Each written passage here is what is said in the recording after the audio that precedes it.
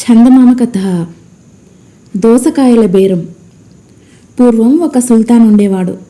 ఆయన ఒకనాడు వేటకు బయలుదేరిపోతూ ఉండగా దారిలో అడవి మధ్య ఆయనకు ఒక రైతు కనిపించాడు. ఆ రైతు ఒక గాడిదను తోలుకుంటూ వస్తున్నాడు. దాని మీద ఏదో మూట ఉన్నది.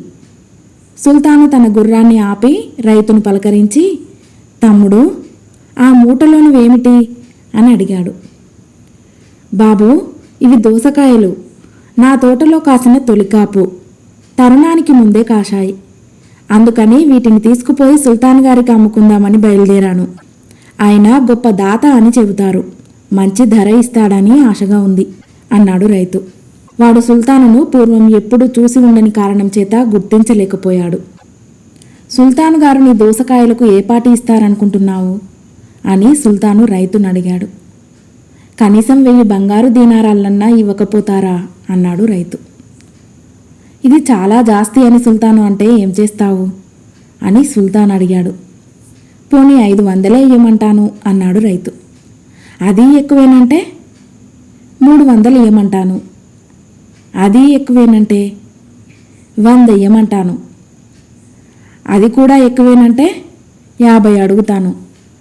అది ఎక్కువేనంటే 30 అడుగుతాను. అది ఎక్కువేనంటే నా గాడిదను ఆయన సింహాసనం మీదికి తోలి పారిపోతాను అన్నాడు రైతు. సుల్తాను విరగబడి నవ్వి రైతును వెళ్ళిపోనిచ్చాడు. తర్వాత ఆయన వేట మానేసి ఇంకొక దారిన ఇంటికి తిరిగి వచ్చేశాడు. వస్తూనే ఆయన ద్వారపాలకులతో, నా కోసం ఒక రైతు గాడిదతో సహా ఇక్కడికి వస్తాడు. వాణ్ణి ఆపకుండా నేరుగా నా వద్దకు రానివ్వండి అని చెప్పాడు. 1 గంట కల్లా రైతు గాడిదను తోలుకుంటూ ద్వారం వద్దకు వచ్చి సుల్తాన్ గారి దర్శనం కావాలని కోరాడు. ద్వారపాలకులు వాణ్ణి గాడిదను లోపలికి పోనిచ్చారు. దుస్తులు మార్చుకొని తన కోసం హాలులో వేచి ఉన్న సుల్తానును చూసి రైతు గుర్తించలేదు. వాడు దోసకాయల మూటను చేత పట్టుకొని సుల్తాను ముందు ఎంతో విధేయతగా నిలబడ్డాడు. నా కోసం ఏదో తెచ్చినట్టున్నావే, ఏమిటో అవి అని అడిగాడు సుల్తాను. ఏలినవారు అనుగ్రహిస్తే నా తోటలో కాసిన తొలికాపు దోసకాయలు ఇచ్చుకుందామని తెచ్చాను అన్నాడు రైతు. భేష్, నా అనుగ్రహం ఎంతదాకా ఉండాలని నీ ఉద్దేశం అన్నాడు సుల్తాను బిగ్గరగా నవ్వుతూ.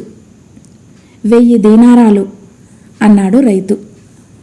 అది చాలా ఎక్కువ అన్నాడు సుల్తాను. 500 అన్నాడు రైతు. అది ఎక్కువే అన్నాడు సుల్తాను. 300 అన్నాడు రైతు. అది ఎక్కువే అన్నాడు సుల్తాను. 100 అన్నాడు రైతు. అది ఎక్కువే అన్నాడు సుల్తాను. 50 అన్నాడు రైతు. అది ఎక్కువే అన్నాడు సుల్తాను. 30 అంటే అది ఎక్కువే అన్నాడు. ఆ పాపిష్టి మొహం వాడు దారిలో కనిపించటం నాకు చేటయింది. 30 దీనారాలన్నా ఇవ్వందే నేను దోసకాయలు ఇచ్చేది లేదు అన్నాడు రైతు. సుల్తాను నవ్వాడే గాని జవాబు చెప్పలేదు. ఇది గమనించి రైతు సుల్తాను ముఖాన్ని మరికాస్త పరీక్షగా చూసి తనకు దారిలో గుర్రం మీద కనిపించిన మనిషి సుల్తానే అని తెలుసుకున్నాడు.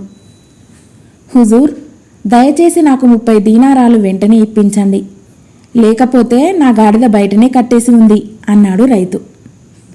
సుల్తాను నవ్వు పట్టలేక బాలీసు పైన వెళ్ళకిలా పడిపోయాడు.